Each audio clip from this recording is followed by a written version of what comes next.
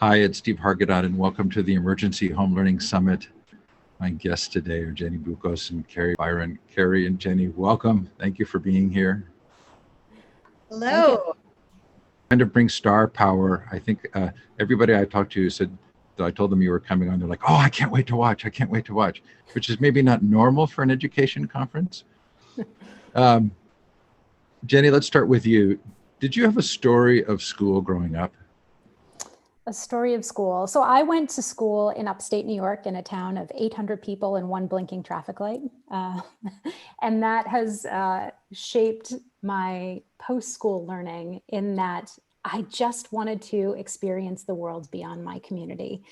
I had fantastic teachers, a fantastic community. But for a kid that was curious about the world growing up in a rural farming community, I was kind of like the outcast. So school was very difficult for me. I felt like the geeky kid who just didn't fit in.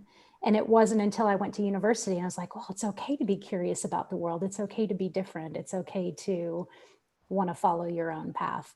That said, all of the people that I went to school with and my former teachers now follow my journey. So I probably wasn't the only one, but growing up, you think you're different when you grow up in a community like that. Kari, what about you? Did you have a school story? I mean, I had a pretty Norman Rockwell town that I grew up in. It was Los Gatos, California, and I had great teachers and a very chill experience. I didn't have. I was lucky enough to grow up in a community that was not as small as Jenny's, but very hometowny. So I wished I had been more interested in school growing up. And I think that's why I ended up in the career I'm in, which is a lot of edutainment, because I was more interested in the social aspects of growing up than I was in the educational aspects. So for me, I didn't really discover how much I loved things like science until I was an adult, because I learned in a different way. Instead of learning from books, we got our hands dirty and we got physically involved in experimentation. Whereas in school, I was, just more filling out answers from the book and just, what are the components of a cell, A, B, and C. Whereas now everything seems to be more like just one big, fun, extravagant experiment. You took some time to travel, am I right? Oh, absolutely. I like Jenny hadn't left my town and had never seen the world, and I wanted to. So after college, I went backpacking around the world for a year, and I would say that that was my best education. So a lot of countries would encourage that, the gap year. Jenny, how about you? How much of a part of your journey ended up being, your learning journey ended up being about travel? I'd say I really started to learn when I traveled. So, Kari, much like you, it was the value of a right answer in school, right? Like I was a very good student. I was pretty much a straight A student because I knew how to memorize things and I knew what the answer was that the teacher was looking for. But it wasn't until I started to travel that, the first time I went to Greece and I stood at the Parthenon thinking, I learned about this like in a textbook. But understanding like the context of everything that happened, it wasn't just a building. There was a whole community there. There was a whole civilization. And the building you see wasn't really white. It was really painted with gold attachments. Travel connected everything I had ever learned for me in a way that it brought it to life and it made me want to learn everything about the world. So for the last 25 years, that's my job. I'm like a professional learner, a professional traveler and consumer of life. And that's like, travel sparked my curiosity. Kari, was there someone in your life who was influential in helping you see the world differently? Well, for me, whenever my parents were really passionate about something, I would be passionate about it. So my dad really liked art and he loved drawing and he was very passionate about learning how to draw something from memory in a beautiful 3D way. So that's when I became really interested in art. And I think that's something that parents can take is whatever they're excited about, they are the frontline role model. Jenny, for you, was there someone influential? For traveling. No, who made you think differently about life and learning? A About caring adult, someone who had an influence on you. Yeah, I mean, obviously your parents do. I would say my aunt who lives in San Francisco is the only person I knew that had a passport outside of the military. And she used to send us little trinkets from around the world. So like a hand sewn dress from Thailand, a little model of the Eiffel Tower. And I thought, well, if somebody in my family can experience this, then it's possible for me. And then just professionally, like the person who really sparked my curiosity was Michael Palin. Michael Palin from Monty Python, who still does these fantastic travel adventures that used to run on PBS. I had every book, I saw every single one of the series he ever did. And again, it was, there's a world beyond my community. But he was just a brilliant storyteller in making me want to learn about the world beyond my community. And I have written a letter telling him this because he was the inspiration in starting my business. So yeah, 20 years. A storyteller making you want to learn about the world. That's probably as close a description to Crash Test World as I was able to come up with. That it was that I watched and I was like, okay, this is intended to help spark curiosity. I want to know more. Kari, is that fair? That's definitely fair. I personally think of myself as a signal boost to people who are doing amazing things in the world. We are finding innovators and people that are trying to tackle the big questions and the big things that affect us. And I am just giving them a voice because I'm a curious person. So I get to ask them a bunch of questions about what they're doing, and then they get to tell their story. So I feel more like a conduit than anything else. Jenny, do you want to describe it all, the show and its purposes and what you've done so far? Crash Test World. Crash Test World, first of all, is it's a 30-minute television show. I'm going to give you the boring thing first. It's a 30-minute television show featuring people, mostly young people, trying to solve the biggest challenges of our time. When it's broken down for the classroom, what it is meant to be is inspirational and optimistic. And hopefully kids will find something in it that sparks their curiosity and makes them think, I don't have to wait till I'm grown up to make a difference in my community, to make a difference in my world. I have the ability to do that now.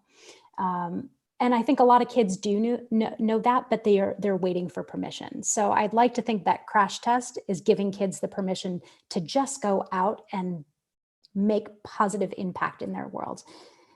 It's called Crash Test World because Kari's the original Crash Test girl. And this is a project that's 10 years in the making. It'll start airing on Discovery Channel in January, and we're gearing up for season 2. As I watched the episodes, it felt very much like Kari's positive energy comes through, but I felt like there was behind the entertainment of it, I was trying to think about what's actually going on, right? And I'm assuming that's not what's going on from a production standpoint, but what are you really trying to communicate? What are the kinds of themes, Kari, that you've tried to bring out in the shows? I've never worked on a show before that left me with so much hope at the end of the day. For me, I want empathy in the world. I want a kid in Tokyo to know what it's like to be a kid in Kansas, to know what kids are doing in India. So I'm trying to find a global citizenship here. I'm trying to bring us all in it together. And I feel like every time I travel with the show and meet people that are trying to do good, it makes me feel like, oh, there's hope for the future, especially in times like this.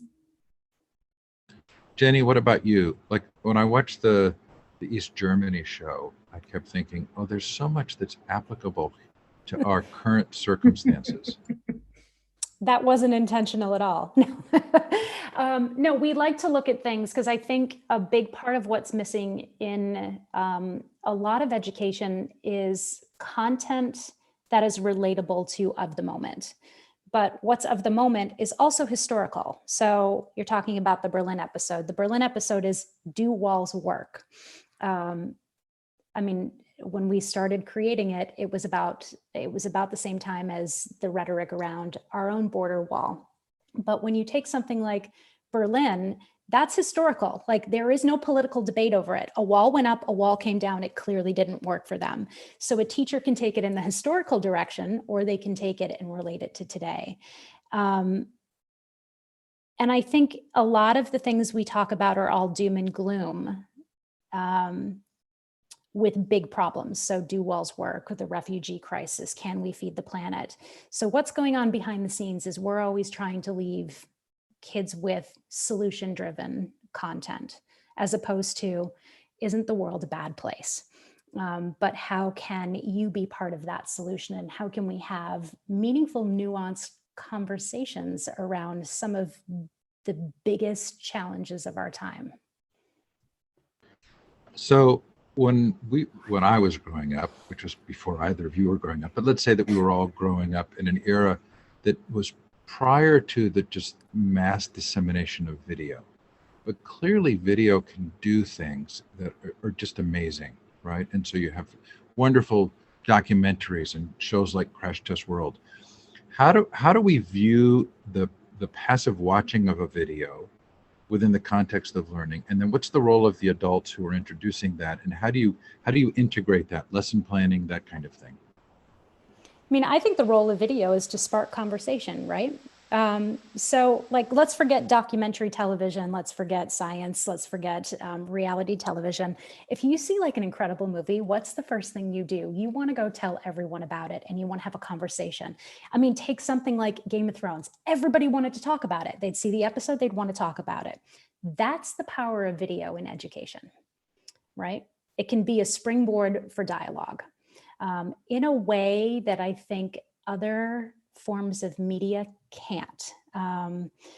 You can argue that books do that, but I can probably only name 2 or 3 books that have ever done that for children.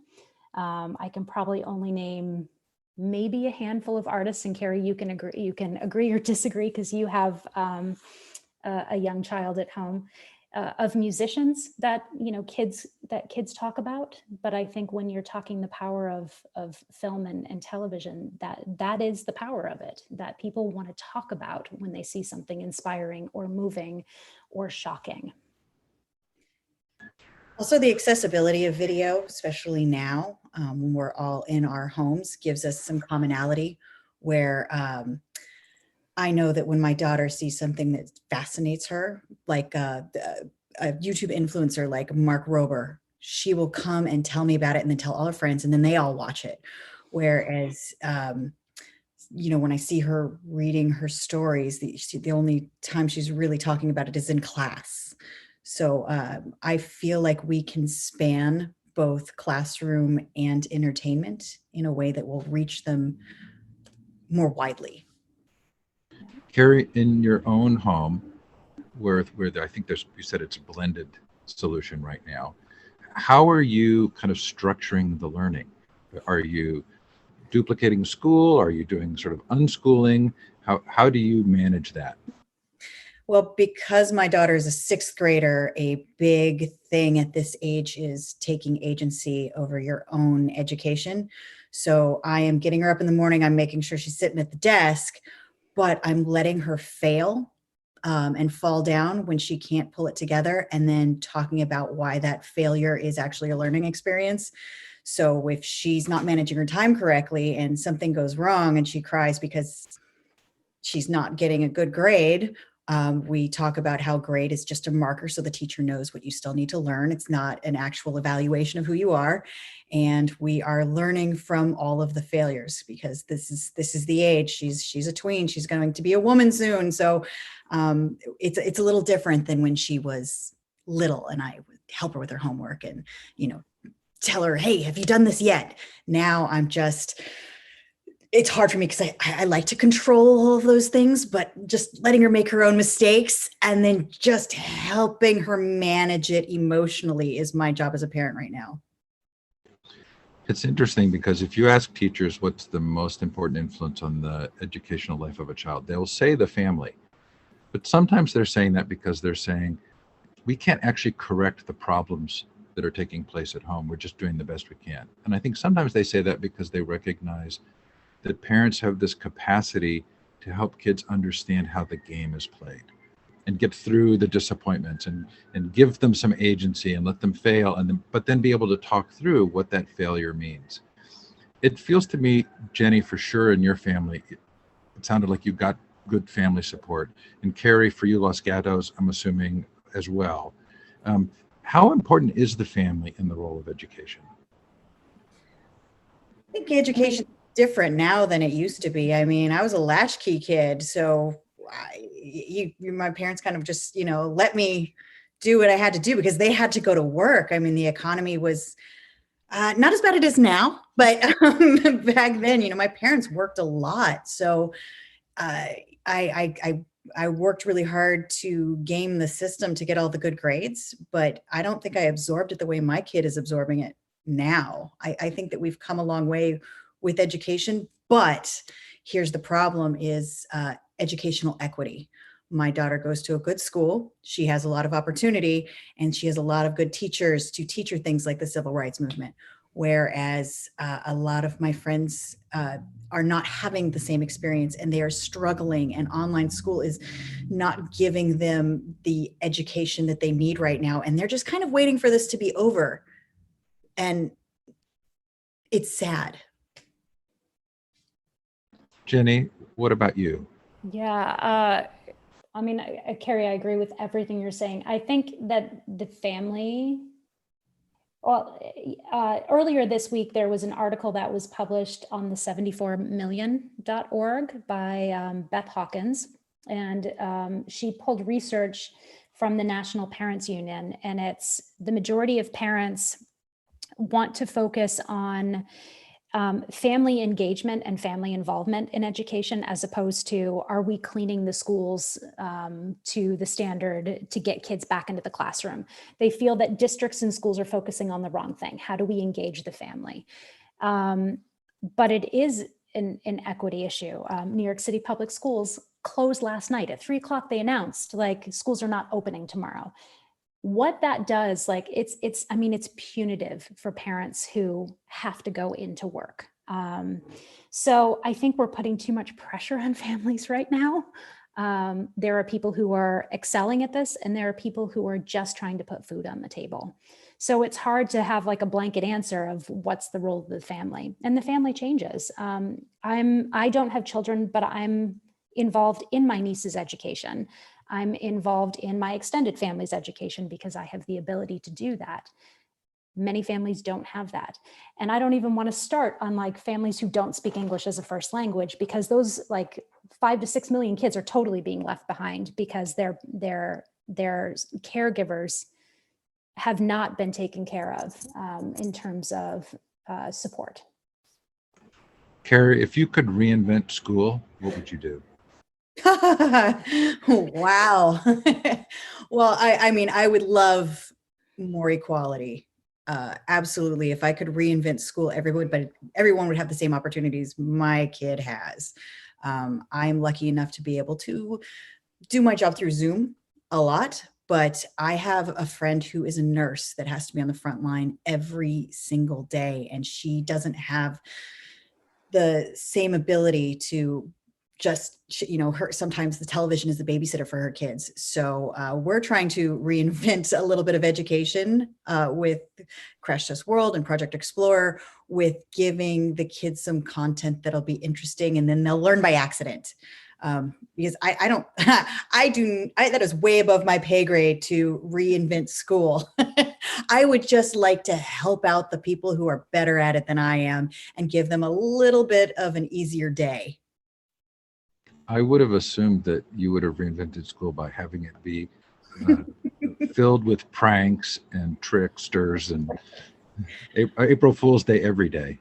I mean, that would be super fun. When pandemic first started and we were in lockdown, I had my kid, I was trying to keep her spirits up with things like, instead of PE, we'd do ninja training, where I would throw water balloons at her from the second story and she had to dodge them through a maze. Cause I was just like, I don't know how to teach my kid all of this. I don't know what to do here. So I would come up with weird things. I mean, we did all the physics experiments, the egg drop and that kind of stuff, but I ran out fast. So at this point, I hope that smarter people than me are working on this. Did either of you have jobs as you were growing up where you actually left the house and worked at a supermarket or anything like that? Jenny says yes. Oh Yeah. yeah. Kari? Oh yeah. We I had two jobs. I had before high school and after high school, and there was a period of time where I lived in my car. So I worked a lot. I started babysitting in the third grade for all the moms that had to go back to work, and I'd take 3 kindergartners home and I would babysit them for I think 50 cents a week. And until their moms would get home from school, and then all summer long. So I've always been working. Yeah, I think Jenny, you too?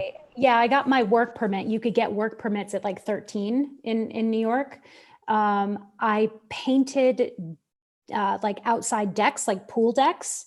And it was awful. Like I remember passing out and having to be driven home. I worked in a cafeteria at a Catholic shrine and cleaned bathrooms. I mean, I have done everything. And that's all prior to being like 18. I was doing things like that. Jenny, do you consider that an equal part of your education as your schooling?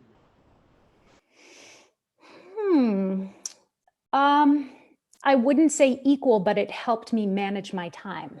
I was also an athlete, so like there was no like spare time for me. And I think in terms of like, well, you know, what's the purpose of education? And the purpose of education is to prepare you for adulthood. If, you know, that's what some people say.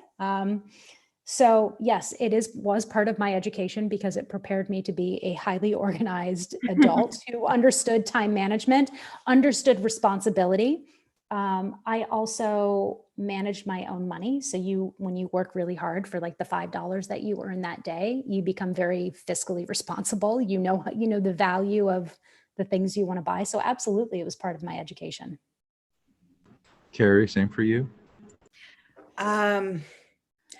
I don't know. I think that it made me really tired for school. So I actually think it didn't help me, but I am definitely an adult who is I can take care of myself. So I would like to actually, instead of having someone have the experience I have, maybe give them home ec in school so that I would love it if kids could just be kids, quite honestly. I think that it's really hard right now for kids to just experience being a kid because we aren't getting the social structure that we used to get. So I'm glad that I worked hard, but I hope that my daughter doesn't have to work that hard and she can work on just learning. It seems to me you would be particularly supportive of the work being done around play and the ways in which we need those kinds of experiences outside of the classroom learning. Outside of classroom learning, I would say that the most important thing that I ever did was interning. So if we are going to work, I would love to see a work that is an educational, connecting, networking kind of work, not necessarily, like, of course, I love the idea of a job and fiscal responsibility, but just not so that kids are helping their parents put food on the table. Yeah, everybody has different experiences and the times are different. It feels as though with the shutdowns, we're losing some level of ability for kids to be independent and some level of them to be able to play. And I think the pandemic pods are kind of a response to that. We want our kids to be able to socialize and play within a safe environment. And then you have all the same equity issues. Let's start with you, Jenny. If you could give any advice to parents and students right now, what would it be? I'm going to say specifically to parents, like, give yourself a break, like grace, patience. We're trying to build the house and live in there at the same time. And I think that there are a lot of parents and kids who are very stressed out right now. It doesn't have to be perfect. And I would say the same for teachers, because there's been a lot of backlash with teachers. People are saying they're heroes, they should be paid $1 million. And then some people are saying, teachers are lazy right now. They're not doing their job. You have to remember, like, they're dealing with the home environment as well. They could be teaching, they could be taking care of someone sick. They may not know where their next meal is coming from. So patience, that's the advice that I would give to people right now. Kari, what about you? What advice would you give? Same. Don't be afraid to fail and learn from it. Give yourself a break, and you got to take care of yourself too. You can't just give yourself entirely over to trying to manage everyone else's happiness, because I think a happy mom is a happy kid. So take a little break and give yourself give yourself a break. Jenny, where does Crash Test World go from here? It goes on live in January. Yeah. Will there be more episodes? What's your hope? Kari, should we talk about it? Yeah, go for it. So Crash Test World is the inspiration for a new service that will be launched in 2021. It's going to look a lot like Netflix for learning. And we are gearing up for anywhere between 10 and 20 different series, everything from mental health to sex education to financial literacy, Crash Test Series 2, videos on cool jobs, all curriculum aligned and all designed for in-class, remote, or distance learning. I wish you had some ambition. Kari's one of the creatives behind this. So Kari, is there anything you want to add to this? I am extremely excited to be getting involved in this, because I think that we are dealing with some extraordinary circumstances. So we are trying very hard to be part of the solution. And this is our way of trying to help out, because I'm watching a lot of my friends who are teachers struggle. And if all of a sudden they had a little content in a lesson plan that they didn't have to plan themselves, I think that would make their days much easier. Right. Smart content for curious kids and ad-free. I mean, heck, Mythbusters wasn't meant to be an educational program. We were just having fun and learning along with the audience. And that's what we want to bring with Crash Test World, and with all of the content that we want to bring into the classrooms and the living rooms. Is we want edutainment. We want to reach kids and help them learn despite what's going on in the world. Jenny, if people want to find out more, where do they go? Well, right now they can go to projectexplorer.org. But this is only the second time we've publicly announced the new initiative. It will still be Project Explorer. We're just scaling our mission like 20x. So we usually do one series a year. We're really trying to become everything a curious kid could ever want to learn. You're getting a scoop here. She doesn't talk about this publicly. Yeah. Very fun. Thank you both. Thank you. Thank you.